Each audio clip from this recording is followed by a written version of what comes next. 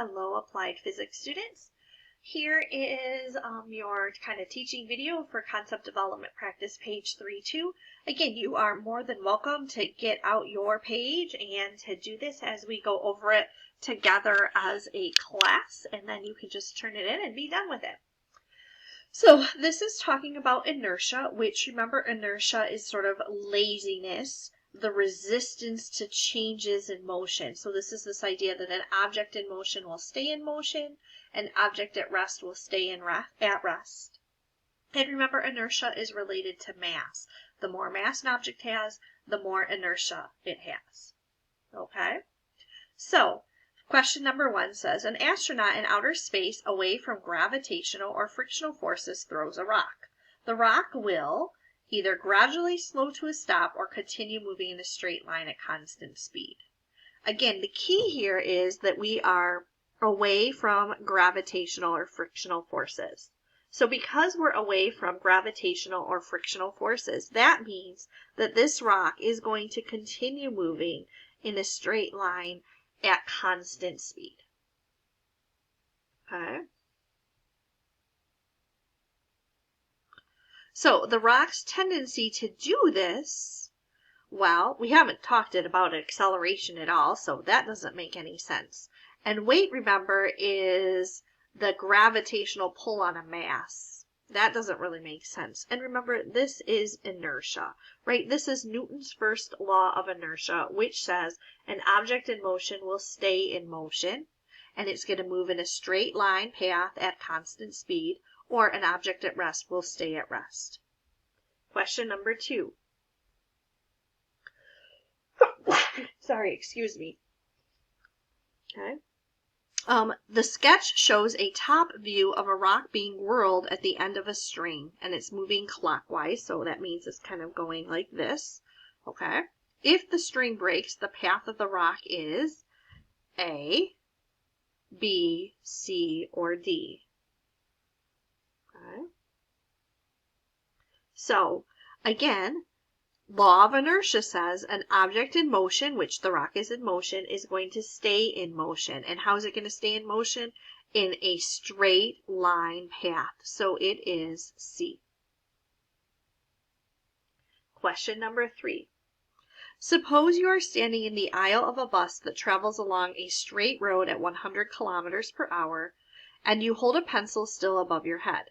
Then relative to the bus, the velocity of the pencil is 0 kilometers per hour.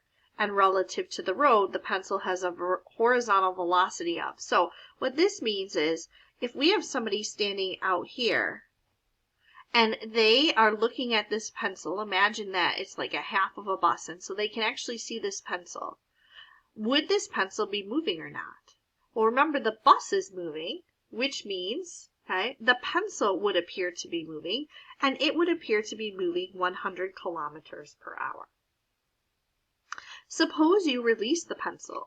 While it is dropping and relative to the road, the pencil still has a horizontal velocity of, right? This pencil was moving 100 kilometers per hour. And when I drop it, it drops straight down, but it also continues to move 100 kilometers per hour forward with the bus. This means that the pencil will strike the floor at a place directly. Is it going to be behind me, in front of me, or at my feet? Right? It's going to be at your feet, below your hand.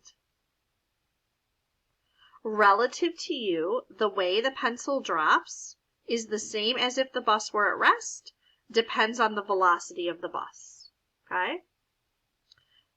Relative to me, the way the pencil drops is the same as if the bus were at rest.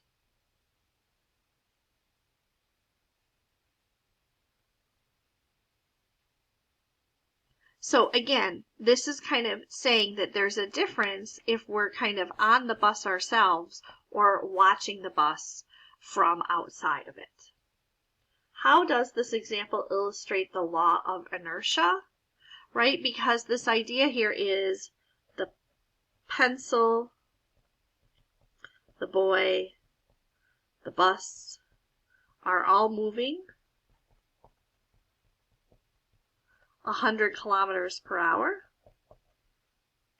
Okay. Therefore,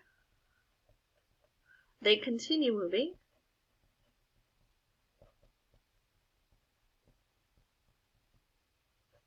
100 kilometers per hour because there's no force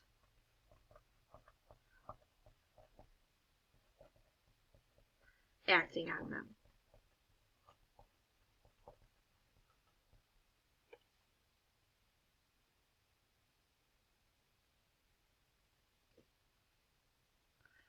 So that wraps up our concept development practice page 3.2.